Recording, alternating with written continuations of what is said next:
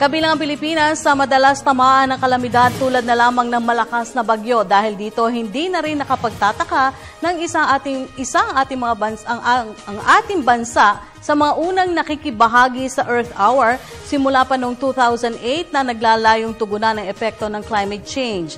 Ang report mula kay Bianca Piedad.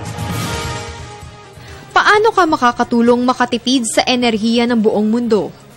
Marahil pamilyar ka na sa taunang pagsasagawa ng Earth Hour saan mang panig ng daigdig o ang isang oras na sabayang pagpatay ng ilaw para sa kapakanan ng mundo. Sa obserbasyon ng Earth Hour ngayong taon, naglunsad ang Worldwide Fund ng bagong mga pakulo at aktibidad para sa mga lalahok na bansa. Kabilang dito ang Earth Hour Blue na humikayat sa milyong-milyong tao na gumawa ng pagbabago sa pamamagitan ng pagtitipid ng enerhiya.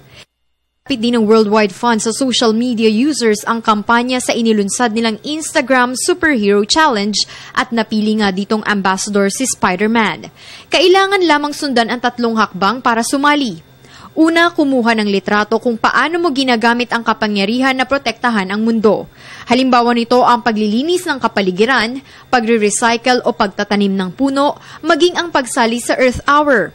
Pangalawa, itag ang lokasyon at gumamit ng hashtags na Earth Hour, Spider-Man at Your Power sa pag-upload nito sa Instagram. At ang huli, mag-log on sa www.earthhour.org at magrehistro para sa contest.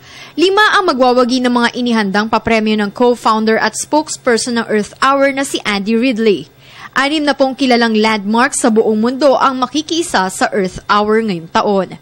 Oobserbahan ang Earth Hour ngayong alas 8:30 hanggang alas 9:30 ng gabi, oras dito sa Pilipinas. Para sa Telebisyon ng Bayan, Bianca Piedad.